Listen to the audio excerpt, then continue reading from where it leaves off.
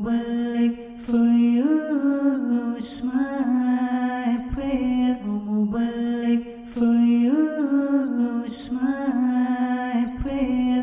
May you keep ascending success stair. Mubarak for you, it's my prayer. May you keep ascending success stair. الحمد لله رب العالمين والصلاة والسلام على سيد المرسلين أما بعد فأعوذ بالله من الشيطان الرجيم بسم الله الرحمن الرحيم الصلاة والسلام عليك يا رسول الله وعلى آلك وأصحابك يا حبيب الله الصلاة والسلام عليك يا نبي الله وعلى آلك وأصحابك يا نور الله. میٹھے میٹھے اسلامی بھائیوں اور اسلامی بہنوں، الحمدللہ عز و جل خالق کائنات جل جلالہ کی زمین پر عشق رسول صلی اللہ تعالی علیہ وآلہ وسلم کا مدنی جام تقسیم کرنے والے ایسے مرد کامل اب بھی موجود ہیں جو فیشن کی آفت میں گرفتار لوگوں کو پیارے مصطفیٰ صلی اللہ تعالی علیہ وآلہ وسلم کی سنت کریمہ کا اسیر بنانے کے خواہاں ہیں. یہ اللہ عز و جل کا خاص کرم ہے کہ اس نے ہمیں اس پرفتن دور میں تبلیغ قرآن و سنت کی عالمگیر غیر سیاسی تحریک دعوت اسلامی کا مدنی ماحول اور شیخ طریقت امیر اہل سنت ابو بلال حضرت علامہ مولانا محمد الیاس اطوار قادری رضوی دامت برکاتہم العالیہ جیسے ولی کامل کی صحبت باثر سے نوازا. یقیناً امیر اہل سنت دامت برکاتہم العالیہ ان عظیم ہستیوں میں سے ایک ہیں جن کی مخلصانہ جد و جہد کی برکت سے ہزاروں نہیں بلکہ لاکھوں مسلمان بالخصوص نوجوان برائیوں سے تائب ہو کے نیکیوں کی راہ پر گامزن ہو چکے ہیں. الحمدللہ عز و جل بلا مبالغہ امیر اہل سنت دامت برکاتہم العالیہ نے اپنے سنتوں پر بیانات کے ذریعے لاکھوں مسلمانوں کے دلوں میں مدنی انقلاب برپا کر دیا. لہذا تمام اسلامی بھائی اور اسلامی بہنیں اس بیان کو توجہ کے ساتھ سماعت فرمائیں. الحمدللہ رب العالمین والصلاة والسلام علی سید المرسلین اما بعد فاعوذ باللہ من الشیطان الرجیم بسم اللہ الرحمن الرحیم الصلاة والسلام علیک یا رسول اللہ وعلی آلک واصحابک یا حبیب اللہ الصلاة والسلام علیک یا نبی اللہ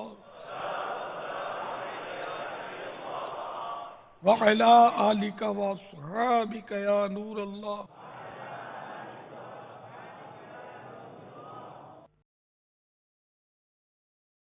اللہ کے محبوب دانہ غیوب منزہ عن العیوب صلی اللہ تعالی علیہ وآلہ وسلم کا فرمان غیب نشان ہے. قیامت کے روز اللہ عز و جل کے عرش کے سوا کوئی سایہ نہ ہوگا. تین شخص اللہ عز و جل کے عرش کے سائے میں ہوں گے. عرض کیا گیا یا رسول اللہ عز و جل و صلی اللہ تعالی علیہ وآلہ وسلم وہ کون لوگ ہوں گے؟ ارشاد فرمایا نمبر 1 وہ شخص جو میرے کسی امتی کے پریشانی دور کر دے. نمبر 2 میری سنت کو زندہ کرنے والا. نمبر 3 مجھ پر کثرت سے درود شریف پڑھنے والا. صلو علی الحبیب صلی اللہ تعالی علی محمد. میٹھے بیٹے اسلامی بھائیوں، ایک بار شیطان نے اپنے چیلوں کو تربیت دینے کے لیے کہا کہ آؤ میں تمہیں دکھاتا ہوں کہ میں لوگوں کو کس طرح تباہ و برباد کرتا ہوں اور ان میں کس طرح مطلب جھگڑا فساد کروا کر خون ریزی کرواتا ہوں. چنانچہ وہ ایک مٹھائی کی دکان پر آیا اور کڑھائی میں سے چاشنی کا ایک قطرہ دکاندار کے قریب ہی دیوار پر اس نے لگا دیا. اتنے میں اس پر ایک آ کر مکھی بیٹھی، قریب ایک چھپکلی تھی، اس نے مکھی پر جپٹ مار کر اس کو ہڑپ کر لیا. مٹھائی والے کی جو بلی تھی وہ اس کا تماشا دیکھ رہی تھی. تو جب چھپکلی نے مکھی ہڑپ کر لی تو بلی نے اس پر پنجہ مارا تو چھپکلی کو مار دیا. برابر کی مٹھائی کی دکان والا کا کتا یہ دیکھ رہا تھا، وہ بلی پر جھپٹا تو بلی کو چیر پھاڑ دیا. تو جب مٹھائی والے نے دیکھا کہ اس کے کتے نے میری ایسی پیاری بلی مار دی تو اس نے جو زور سے وہ کوئی اس کے پاس ڈنڈا تھا وہ کتے کے سر پہ دے مارا، وہ کائیں کائیں کائیں کرتا ہوا دم توڑ گیا۔ جب مٹھائی والے اس پڑوسی مٹھائی والے نے دیکھا کہ میرے اتنے قیمتی کتے اس نے مار دیا، وہ اٹھا اور اس نے چھری نکال کر مٹھائی والے کو گھونپ دی۔ یہ تڑپ تڑپ کر ٹھنڈا ہو گیا تو اس کے عزیز دوست رشتہ دار آ گئے، شور مچا دیا، انہوں نے تم نے ہمارا آدمی مار دیا، اس نے اس کو مار دیا، اس کے آدمی آ گئے، وہ پھر دونوں فریق ٹکرا گئے اور اچھی خاصی خون ریزی ہوئی اور لاشوں کا انبار لگ گیا۔ شیطان نے اپنے چیلوں کو یہ تربیت دی کہ دیکھو اس طرح لوگوں میں فساد کرایا جاتا ہے، جھگڑا کرایا جاتا ہے، اور ایک چاشنی کے قطرے کے ذریعے اس نے لاشوں کا ڈھیر لگوا دیا۔ تو شیطان کا کام یہی ہے کہ وہ مسلمانوں میں ڈیر ڈلوائے، آپس میں پھوٹ ڈلوائے، جھگڑے کروائے، اور ہم لوگ جو ہیں وہ افسوس کے مطلب سنبھلتے ہیں نہیں، سمجھتے بھی ہیں نہیں، اور بات بات پر جھگڑوں کا سلسلہ چل نکلتا ہے، بھائی بھائی سے ٹکرا جاتا ہے، باپ بیٹے سے، اور دوست سے دست و گریباں ہے۔ اللہ کے پیارے محبوب دانا غیوب منزہ عن العیوب صلی اللہ تعالی علیہ وآلہ وسلم کا فرمان عظمت نشان ہے، اپنے بھائی یعنی مسلمان سے جھگڑا مت کر، نہ اس سے مذاق کر، اور اس سے کوئی وعدہ کر کے اس کی خلاف ورزی نہ کر۔ اللہ کے رسول مقبول گلشن آمنہ کے مہکتے پھول عز و جل وہ صلی اللہ تعالی علیہ وآلہ وسلم فرماتے ہیں جو شخص حق پر ہونے کے باوجود جھگڑا چھوڑ دیتا ہے اس کے لیے جنت اعلی میں ایک گھر بنایا جاتا ہے، اور جو باطل پر ہونے کی وجہ سے جھگڑا چھوڑ دے اس کے لیے جنت کے اطراف میں مکان بنایا جاتا ہے۔ تو یہاں آپس کے مسلمان کے جھگڑے کی باہر صورت حوصلہ شکنی ہے کہ کسی صورت سے بھی مسلمان کو جھگڑا کرنے سے بچنا ہے۔ اللہ کے پیارے نبی صلی اللہ تعالی علیہ وآلہ وسلم نے ارشاد فرمایا جب اللہ تبارک و تعالی کسی قوم کو ہدایت دے دے اور اس کے بعد وہ گمراہ ہو تو اسے آپس میں لڑائی میں مبتلا کیا جاتا ہے۔ ایک اور مقام پر ارشاد ہوتا ہے کوئی بندہ حقیقت ایمان کے کمال کو اس وقت تک نہیں پہنچتا جب تک وہ جھگڑا نہ چھوڑ دے اگرچہ حق پر ہو، یعنی کسی نے مطلب واقعی ایسی حرکت کی ہو کہ اس کو اس سے جھگڑا ہونے کا مطلب ہے کہ یہ صورت بنے کہ اس نے پہل کی، اس نے ستایا، لیکن پھر بھی اس کی جھگڑے کی حوصلہ شکنی ہے کہ جھگڑا نہ کرو، حق پر ہو تب بھی جھگڑے سے گریز کرو۔ اور حقیقت ایمان کا اس کو یعنی کہ کمال اس پر موقوف کیا گیا کہ وہ شخص یعنی کوئی بندہ حقیقت ایمان کے کمال کو اس وقت تک نہیں پہنچتا جب تک وہ جھگڑا نہ چھوڑ دے اگرچہ حق پر ہو۔ تو جو مسلمان آپس میں لڑتے رہتے اور ستم بالائے ستم تو یہ کہ مسجدوں میں بھی لڑتے، جو مطلب دین کے لیے جس کی اگر لڑائی ہوئی تو یہاں یہ مراد نہیں ہے کہ ہمارے آقا صلی اللہ تعالی علیہ وآلہ وسلم بھی رائے خدا میں لڑے، یہاں میری مراد مسلمانوں کا آپس میں لڑنا۔ تو آپس کے جھگڑے کی مطلب یعنی کہ بہت زیادہ مذمت کی گئی ہے۔ حضرت سیدنا مسلم بن یسار رحمت اللہ تعالی علیہ فرماتے ہیں اپنے آپ کو جھگڑوں سے بچاؤ کیونکہ یہ عالم کے لیے جہالت کا موقع ہے اور اس وقت شیطان اس کی لغزش کے درپے ہوتا ہے کہ بھول کروا دیتا ہے اس سے، اور کہا گیا ہے کہ جب کوئی قوم ہدایت کے بعد گمراہ ہوتی ہے تو اسے جھگڑوں میں مبتلا کر دیا جاتا ہے۔ حضرت سیدنا مالک بن انس رحمت اللہ تعالی علیہ فرماتے ہیں یہ آپس کے جھگڑوں کا دین سے کوئی تعلق نہیں ہے، اور فرمایا کہ جھگڑا دل کو سخت کر دیتا ہے اور دلوں میں کینہ ڈال دیتا ہے۔ حضرت سیدنا بلال بن سعد رحمت اللہ تعالی علیہ نے فرمایا جب تم کسی شخص کو بہت جھگڑالو اور اپنی رائے کو پسند کرنے والا یعنی جو کہا اس پہ ڈٹ گیا چاہے وہ بات غلط ہی کیوں نہ ہو، میں جو بولتا ہوں بعض لوگوں کی عادت ہوتی ہے، تو اپنی رائے کو پسند کرنے والا دیکھو تو سمجھ لو کہ وہ مکمل خسارے اور نقصان میں ہے۔ تو اس طرح کے جھگڑے اور کج بحثی کی مطلب یعنی کہ ممانعت ہے، اس سے آدمی کو بچنا چاہیے کہ اس کی وجہ سے بات بہت دور تک نکل جاتی ہے۔ جیسا کہ حضرت سیدنا سفیان رحمت اللہ تعالی علیہ فرماتے ہیں، اگر میں اپنے بھائی سے انار کے بارے میں جھگڑوں، وہ کہے یہ میٹھا اور میں کہوں کہ کھٹا ہے، تو اس کا امکان ہے کہ یہ بات بڑھتے بڑھتے یہ مجھے مطلب کورٹ میں گھسیٹ لے، بادشاہ کے سامنے پیش کر۔ تو اس لیے مطلب اس طرح کی کسی بات میں فضول بحث نہ کرے، اور اس میں مطلب ہے کہ جھگڑے کا ذریعہ نہ بنے، اور یہ ایسی باتیں ہیں کہ جس میں مطلب فائدے کا کوئی پہلو نہیں ہے، مگر آدمی بہت جلدی بہک جاتا ہے، اس کو احساس ہوتا نہیں، گڑبڑ کرتا ہی رہتا ہے۔ حضرت سیدنا سلیمان علی نبی جناب علیہ الصلوۃ والسلام نے اپنے ماتحت جنوں میں سے ایک جن کو بھیجا، اور ساتھ میں کچھ لوگوں کو بھی بھیجا کہ وہ دیکھیں جو وہ کہتا ہے اس کی خبر دیں۔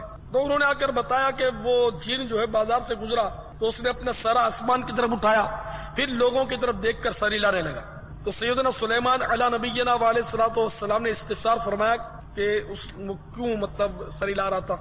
اس نے کہا کہ وہ جن کہنے لگا مجھے ان فرشتوں پر تعجب ہوا جو انسانوں کے سروں پر موجود ہے، نیکی بدی لکھنے والے فرشتے، تعجب جو انسانوں کے سروں پر موجود ہیں وہ کس قدر جلدی لکھتے ہیں، اور جو ان کے ماتحت لوگ ہیں ان پر بھی تعجب کہ وہ کتنی جلدی بہک جاتے ہیں۔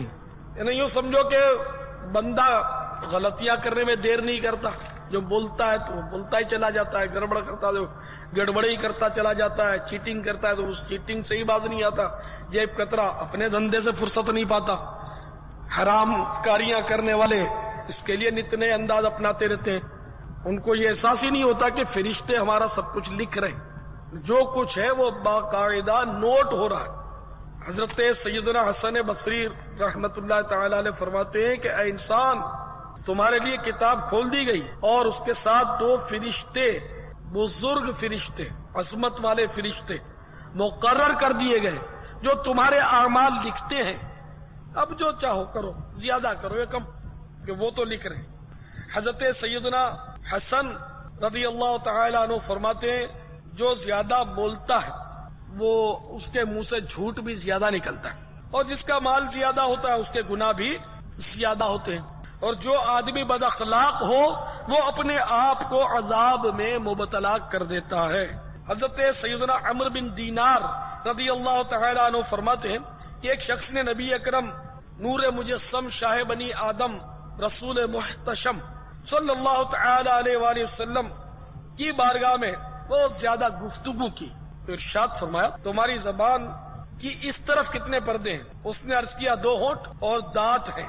تو سرکار صلی اللہ تعالی علیہ وآلہ وسلم نے فرمایا کیا یہ تمہارے کلام کو واپس نہیں کر سکتے، واپس نہیں لوٹا سکتے؟ تو آپ دیکھیں کہ زبان جو ہے اس کو مطلب 32 دانتوں کے پہرے میں مقید کر کے 2 ہونٹوں کے پھاٹک میں بند کر دیا گیا، لیکن یہ بولتی ہے تو بولتی چلی جاتی۔ اور حیرت کی بات ہے کہ جب انسان کی عمر بڑھتی ہے ویسے حقیقت میں گھٹتی ہے کہ موت قریب آتی جا رہی ہے، تو جو عمر اس کی مطلب بڑھتی ہے وہ کمزور ہوتا چلا جاتا ہے، اس کے اعضاء جو ہیں اس میں راشا ہوتا ہے، کمزوری آتی ہے، طرح طرح کے امراض اس کو گھیرتے ہیں۔ پہلے ہٹا کٹا تھا، اب جھریاں کمزور سا ہو گیا، پہلے چمڑی خوبصورت تھی اب جھریاں پڑ گئیں، بال کالے تھے تو سفید ہو گئے، کمر سیدھی تھی تو خم ہو گئی، پہلے وزن بہت زیادہ اٹھا لیتا تھا اب معمولی سا وزن اٹھا نہیں پاتا، پہلے میلوں پیدل چل لیتا اب تھوڑا سا چلتا ہے تو ہانپنے لگتا ہے، کمزور سے کمزور تر ہو جاتا ہے۔ لیکن جسم کا ایک عضو ایسا ہے، یعنی وہ عضو جو ہے وہ کمزور نہیں ہوتا، وہ طاقتور ہوتا چلا جاتا ہے، اور یہ بات آپ سب کی سمجھ میں آ جائے گی شاید کہ یہ حقیقت ہے۔ اور وہ عضو ہے زبان، یہ کمزور نہیں پڑتی، نہ یہ کمزور پڑتی ہے، نہ اس کو چلتے میں تھکن لگتی ہے، بلکہ یہ عام دستور ہے کہ کوئی بڑی عمر کا مطلب آدمی جب زیادہ بولتا ہے تو لوگ بولتے ہیں کہ یار اس کو چھوڑو، بیچارے کی عمر زیادہ ہو گئی ہے تو اس لیے بس بولنے کی عادت پڑ گئی. تو زبان طاقتور ہو جاتی ہے، اسپیڈ بڑھ جاتی ہے، اسپیچ پاورز اس کے بڑھ جاتے ہیں، بہت بولتی ہے. ذرا کسی نے اگر بٹن آن کر دیا اس کا تو پھر وہ چاچا جی پھر پیچھا نہیں چھوڑتے، وہ لگ جاتے ہیں کہ بس علامات. تو یہ زبان جو ہے یہ مطلب بہت پریشان کرتی ہے. جسم کے جتنے بھی اعضاء ہیں سب سے زیادہ زبان جھگڑے کرواتی ہے. جب بھی لڑائی ہوتی ہے تو کوئی مطلب ہونٹ سی کر نہیں لڑتا، پہلے زبان چلتی ہے. ہاتھا پائی ہونے سے پہلے لفظہ پائی ہوتی ہے، الفاظ کی لین دین ہوتی ہے. ایک ادھر سے معاذ اللہ گالی دیتا ہے تو دوسرا ادھر سے گالی دیتا ہے، پھر یہ آستین چڑھاتا ہے تو یہ بھی آستین چڑھاتا ہے، وہ ہاتھ اٹھاتا ہے تو یہ بڑھ کے رکھ دیتا ہے، پھر وہ ٹکر مارتا ہے تو پھر لاتیں چلتی ہیں تو پھر چھری نکلتی ہے. خیر یہ تو پرانا انداز ہو گیا، اب تو سیدھی فائرنگ ہوتی ہے. تو آغاز جو ہے جھگڑے کا عموماً زبان سے ہوتا ہے. تو اے کاش اسی کو مطلب یعنی کہ کنٹرول کرنے کی کوئی ترکیب بن جائے. اے کاش زبان کا مضبوط قفل مدینہ نصیب ہو جائے کہ جس کو زبان کا قفل مدینہ نہیں ملتا اس کی زبان اس کو آئے دن ذلیل کرتی رہتی ہے، پٹواتی بھی خوب ہے. بعض اوقات جب بحث ہوتی ہے اور سامنے والے کی گھومتی ہے زبان الٹی سیدھی باتیں کر دیتی ہے تو پھر وہ خوب مارے بھی کھاتا ہے. تو اے کاش زبان جو ہے وہ جب بھی بولے تو اچھا بولے. اے کاش فالتو باتیں، الٹے سیدھے مشورے اور یہ سب مطلب فضول جو مطلب کلام ہے اس کی مطلب ممانعت کی گئی ہے. چنانچہ سورۃ النساء کی آیت نمبر 114 میں ارشاد ہوتا ہے لا خیر فی کثیر من نجواہم الا من امر بصدقۃ او معروف او اصلاح بین میرے آقا نعمت امام اہل سنت عظیم البرکت عظیم المرتبت پروانہ شمع رسالت مجدد دین و ملت مولانا شاہ احمد رضا خان علیہ رحمت الرحمن اپنے شہرۂ آفاق ترجمہ قرآن کنز الایمان میں اس کا ترجمہ کچھ یوں کرتے ہیں ان کے اکثر مشوروں میں کچھ بھلائی نہیں مگر جو حکم دے خیرات یا اچھی بات یا لوگوں میں صلح کرنے کا. انہیں دیکھا یہاں مطلب نیکی کی دعوت کی پذیرائی ہے کہ اللہ کی راہ میں خیرات کرنے کا جو انہیں بات کی گئی تو وہ بھلی ہے، یا اچھی بات کی کسی نے، یا لوگوں میں صلح کرنے کی بات کی، مسلمانوں میں جھگڑا ختم کرنے کی بات کی تو وہ اچھی بات ہے. ورنہ مطلب ان کے اکثر مشوروں میں کچھ بھلائی نہیں. حضرت سیدنا عبداللہ بن مسعود رضی اللہ تعالی عنہ فرماتے ہیں تو میں فضول گفتگو سے ڈراتا ہوں. انسان کے لیے اتنی بات ہی کافی ہے جو اس کی حاجت کے مطابق، ضرورت سے زیادہ بولنے سے مطلب گریز کرے. تو میں نے بہرحال آپ کو جھگڑے کے بارے میں عرض کیا تھا. تو جھگڑا جو ہے مطلب یہ انسان کے لیے بہت نقصان دہ. اس کو مطلب عربی میں میرا بولتے ہیں، حدیث شریف میں میرا. تو میرا یعنی جھگڑا یہ ہے کہ دوسرے کی بات پر اعتراض کرنا. یہ جھگڑے کی ڈیفینیشن، تعریف، یعنی اس کے الفاظ یا معانی میں خلل ڈالنا یا اس کے ارادے میں خلل ڈالنا. تو کسی طرح بھی مطلب ہے کسی کو مطلب بے جا ٹوک دینا، خلل ڈالنا، اعتراض کرنا، تنقید کرنا، نکتہ چینی کرنا، یہ سب مطلب ہے کہ جھگڑے کی تعریف میں آ جاتا ہے کہ اعتراض، یہ جھگڑا. اور اسی اعتراض کے بعد اس اعتراض برائے اعتراض کے بعد ہی تو بات بگڑتی ہے اور نوبت جو ہے وہ لڑائی تک پہنچتی. لہذا جب بھی ایسا موقع آئے تو انداز جو ہے نا وہ اعتراض کا نہ ہو. امام غزالی رحمۃ اللہ تعالی علیہ فرماتے ہیں اعتراض کا انداز نہ ہو بلکہ سمجھانے والا انداز و نرمی سے اس کو مطلع کرے، سب کے سامنے بھی نہ کہے. سب کے سامنے اگر کسی پر اعتراض کیا جائے، ٹوکا جائے، تو پھر عزت نفس پر بات آ جاتی ہے، وہ شرمندہ ہوتا ہے. تو اگر وہ مضبوط ہے تو لڑائی کر دے گا، بھی ناراض ہو جائے گا، روٹ جائے گا.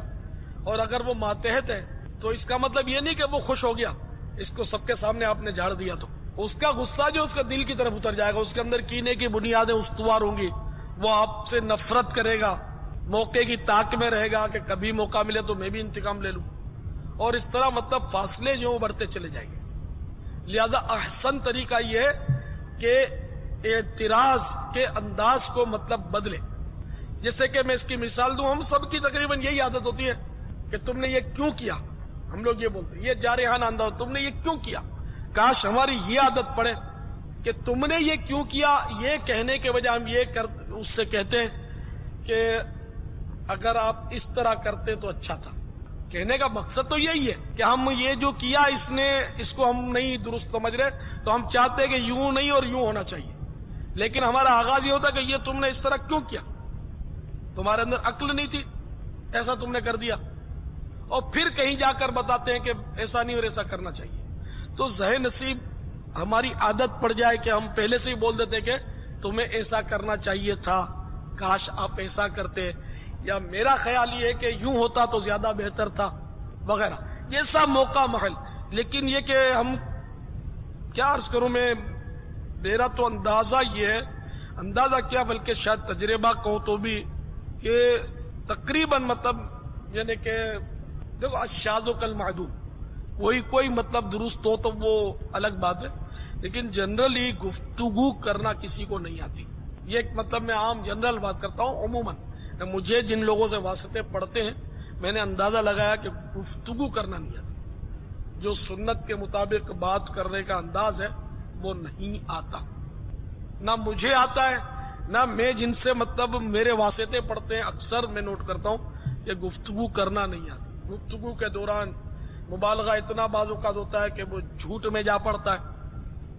گفتگو کے دوران غیبت ہو جایا کرتی ہے، چغل خوری ہو جاتی ہے، تنقید ہو جاتی ہے، دل آزاری ہو جاتی ہے. مروت میں آدمی بولتا نہیں ہے، لیکن اتنا ہوتا ہے کہ جس کی حد نہیں. ہنسی مذاق توبہ، اس میں تو دل آزاری کیا، دل کا قیمہ ہو جاتا ہے. لیکن سامنے والا جھیپ مٹانے کے لیے ہنستا رہتا ہے، اور ہم سمجھتے ہیں کہ ہنستا ہے اس کا مطلب یہ خوش ہوتا ہے. اپنی بے عزتی پر کون خوش ہوگا؟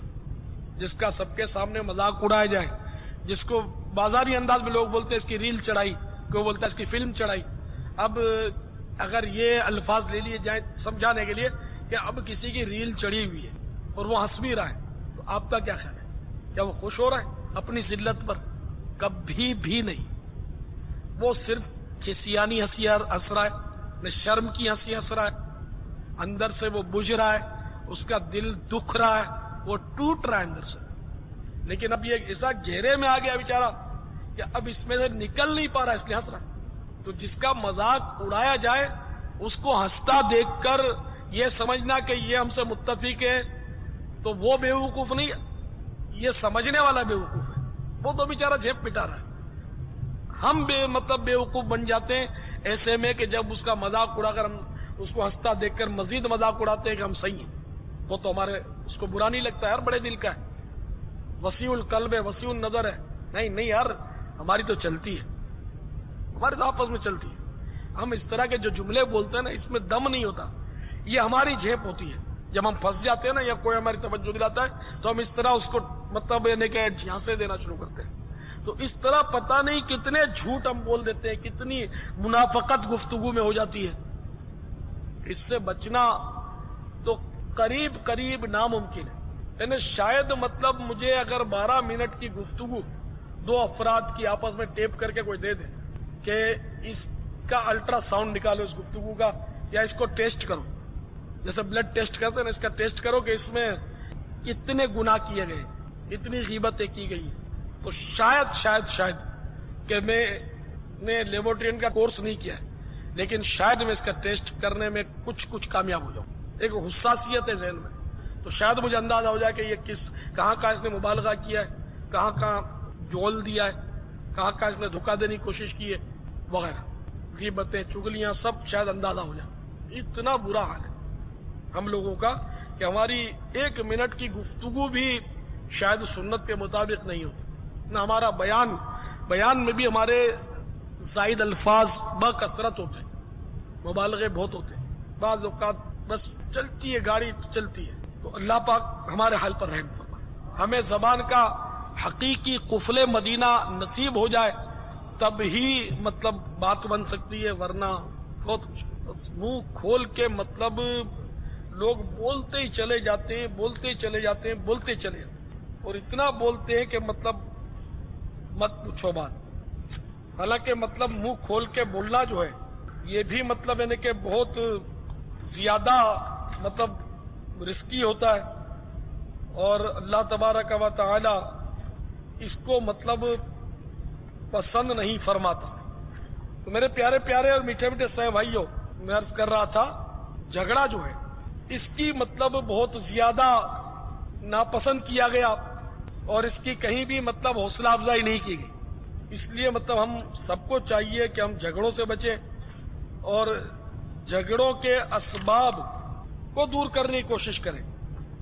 مثلا جب کسی کو سمجھانے کا موقع آئے تو اس میں مطلب یعنی کہ احتیاط سے کام لیا جائے، اور اس پر اعتراض یا جارحانہ انداز نہ ہو، بلکہ نرمی اور پیار بھرا انداز ہو، سمجھانے والا انداز ہو۔ حضرت سیدنا امام اعظم ابو حنیفہ رضی اللہ تعالی عنہ نے حضرت سیدنا داود طائی رحمت اللہ تعالی علیہ سے فرمایا کہ آپ نے گوشہ نشینی کیوں اختیار کی ہے؟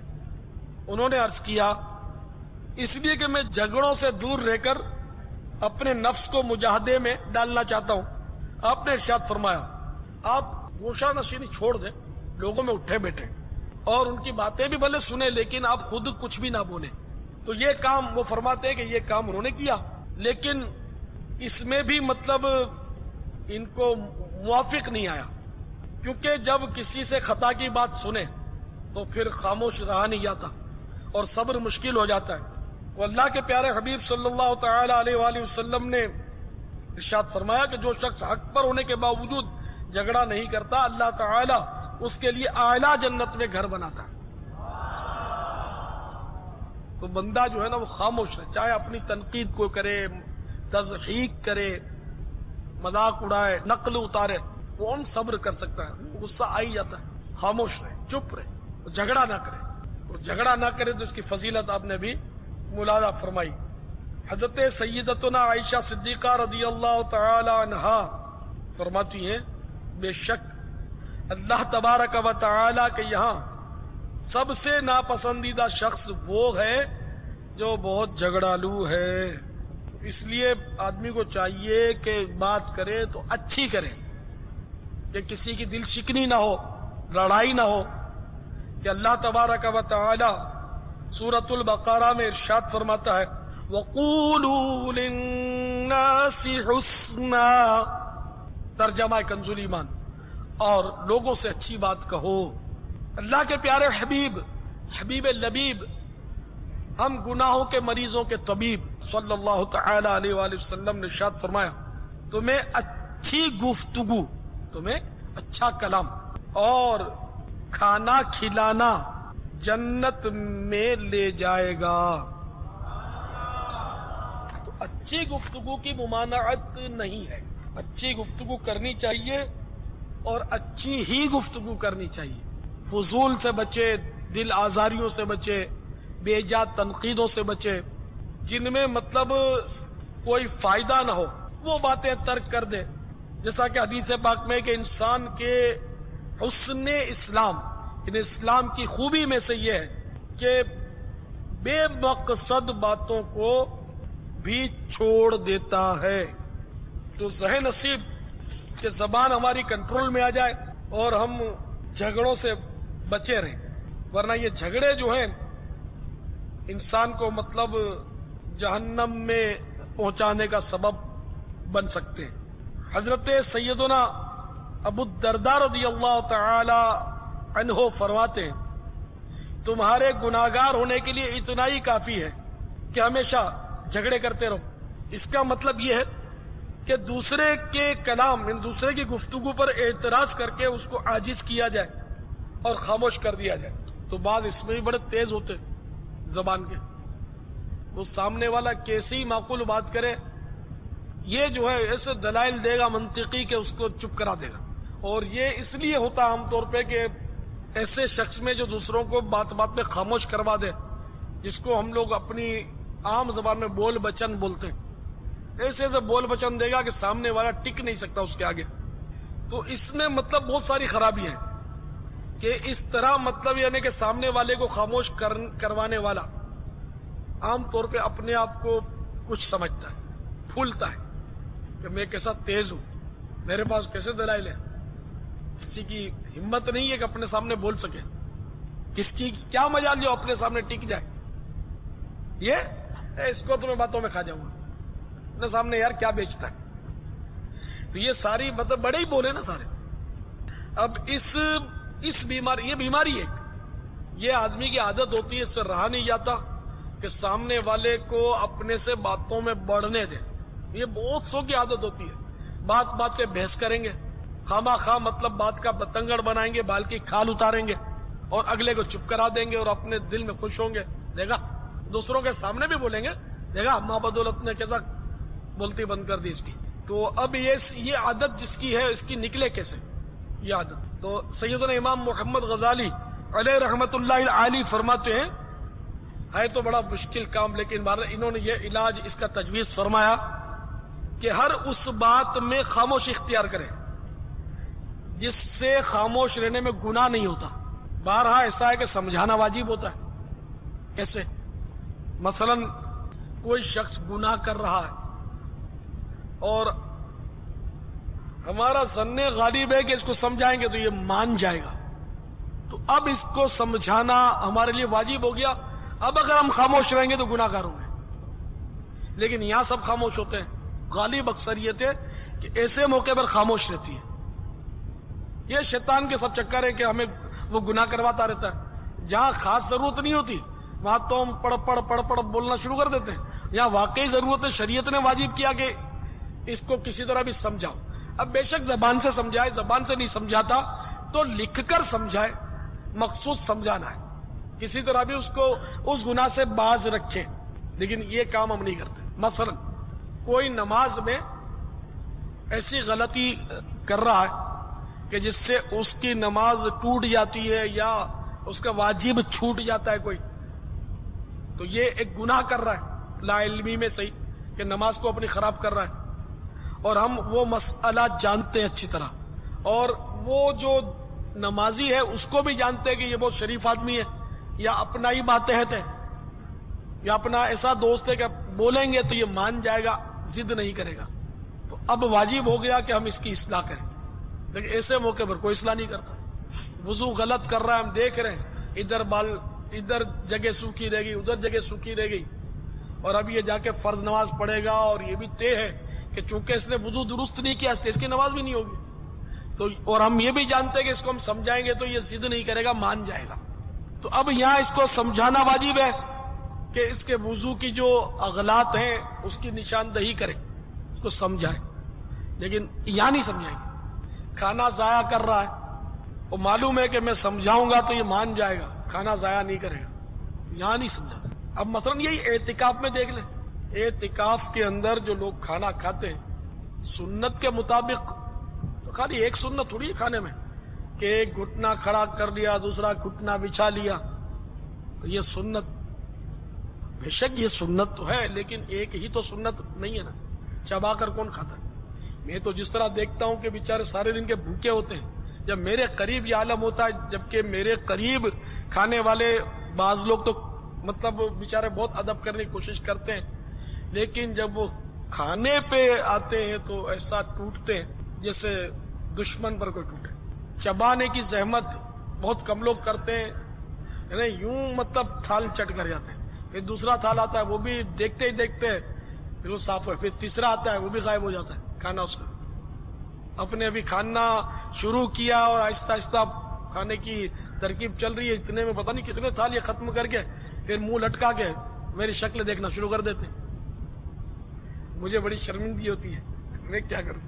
تو بہرحال میرے میٹھے میٹھے اور پیارے پیارے سائیں بھائیوں، جہاں مطلب ایسی باتیں ہیں کہ مطلب اس کو سمجھانا ممکن ہے ہمارے لیے، اور وہ کر گناہ رہا تو اس کو سمجھانا چاہیے. جیسے فضول کھانا ضائع کرنا، عام ضائع ہوتا، ہڈیوں میں اتنے کھانے کے دانے لگے ہوتے، کون کس سے ہڈیاں صاف کرواتا ہے، کون کس سے تھال میں کتنا کھانا چھوڑ دیتے ہیں، بوٹیاں چھوڑ دیتے ہیں، آلو چھوڑ دیتے ہیں.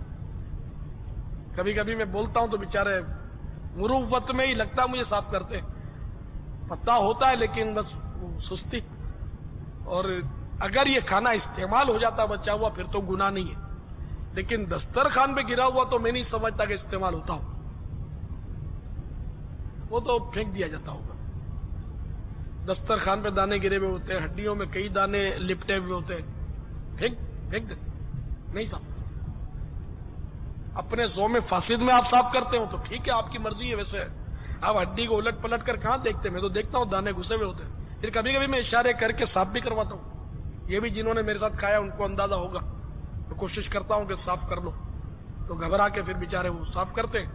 اور ایسا بھی محسوس ہوتا ہے کہ جلدی جلدی ہڈیاں بھر کے ڈال بھی دیتے ہیں تو دانے چلے جاتے ہیں اس میں.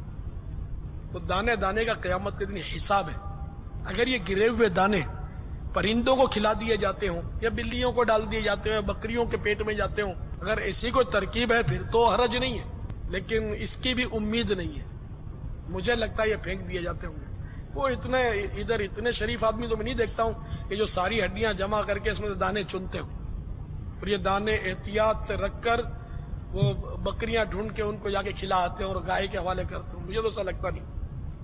اتنا بھی میرا حسن زن مضبوط نہیں ہے کہ بیچارے اتنے پرہیزگار اور نیکوکار ہیں کہ آدھا دانہ بھی ضائع نہیں کرتے ہوں. میں اگر وہاں کا چکر لگاؤں تو شاید مجھے تو غش آ جائے، بے ہوش ہو کے شاید گر جاؤں.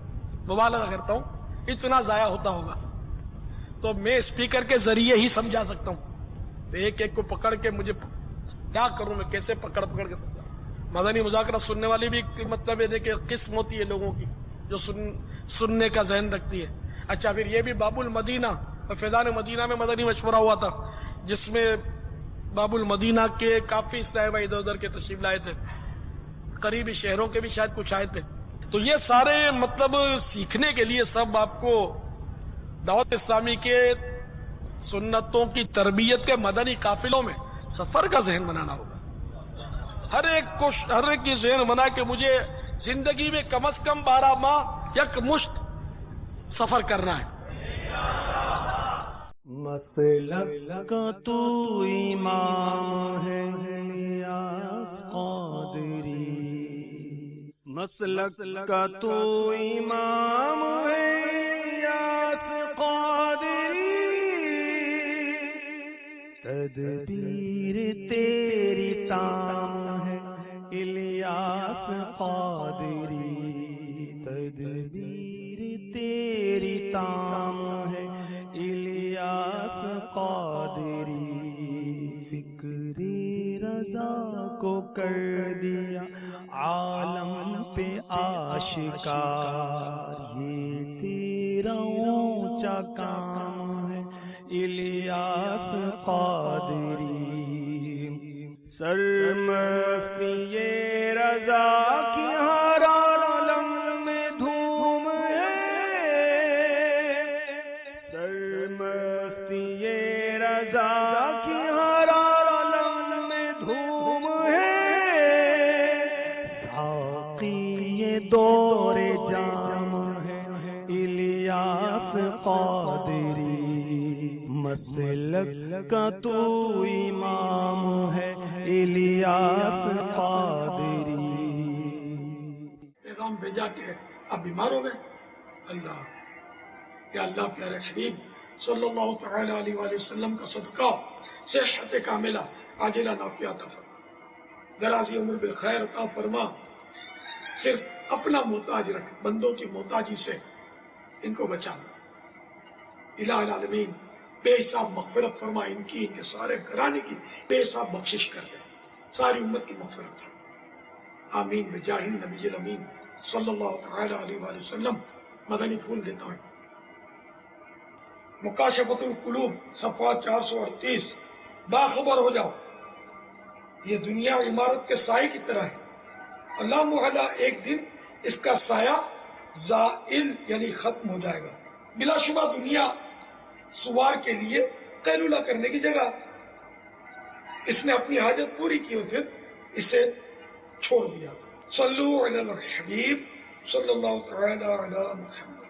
میرے خیال میں انبیاء علیہم الصلاۃ والسلام کی بعثت اور دین اسلام کا جو نقطہ نظر ہے اصلاح الناس ہے، لوگوں کی اصلاح ہے، اور اصلاح میں جس طرح صحیح کردار اور اہم کردار دعوت اسلامی ادا کرتا ہے شاید کوئی اور تنظیم ادا کر سکتی ہے۔ امیر اہل سنت حضرت علامہ مولانا پیر محمد الیاس قادری دامت برکاتہم العالیہ، جتنی بھی دعوت اسلامی کا جو کاروان ہے کو امیر اہل سنت کی کرامت ہے، اگر وہ صاحب کرامت نہ ہوتے، ولی اللہ نہ ہوتے، شاید اس طرح قافلہ بمشکل تیار ہوتا۔ تو ظاہر ہے کہ امیر اہل سنت تو ایک متبع سنت ہے، اور دینی اسلام کے جو خدمات ہے وہ ناقابل فراموش ہے، وہ ظاہر ہے، سب کو نظر آنی چاہیے۔